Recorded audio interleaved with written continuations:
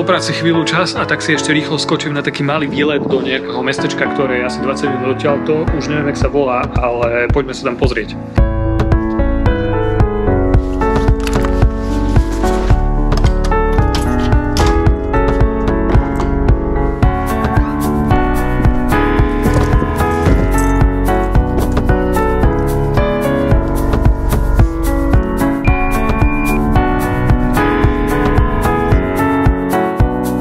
Práve ste videli predbiehanie cez plnú, je to tu úplne norme každý deň. Bývam v podstate kúsok od Palerma, zhruba 20 km, čo je cca 20 až 40 minút podľa toho, ako vodiči sa správajú na cestách. Čiže bývam de facto na dedine. Je to super, lebo cez deň mám taký svoj kľud a môžem sa sústrediť na robotu a keď náhodou mi potom chýba nejaká socializácia alebo ruch mesta, tak to mám čo by kameňom dohodil. No nič, poďme sa pozrieť do toho mesta, čo stále neviem, ako sa volá.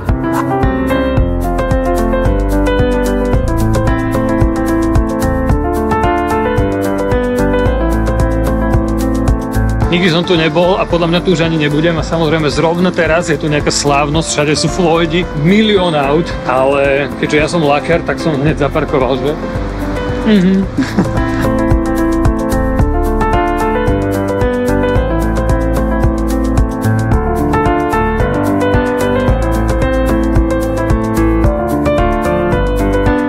No priatelia, takže prišli sme sem. To jediné pekné miesto, kam som sa chcel ísť pozrieť, ktoré na fotkách vyzeralo takto.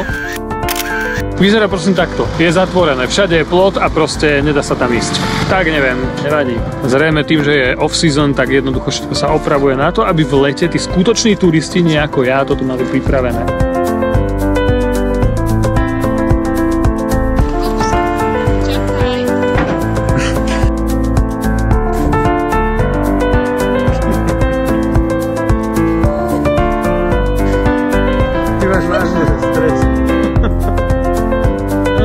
Čo sa mi fakt že páči je, že oni majú veľmi veľa ciest a dokonca, že trať úplne priamo pri mori. Proste normálne, že idete vlakom a pozeráte na more. To je super.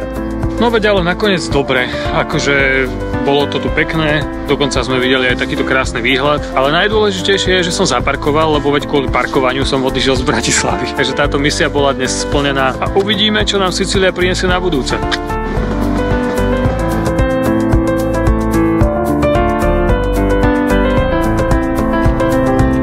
No ja som nevedel, kde je sever a tuto to mám jasne nakreslené. Počkaj, toto je N ako north, alebo Z ako západ, alebo N akože neviem, čo to je. Ideš pozrieť. A teraz idem konečne zistiť, ako sa to mestečko volá.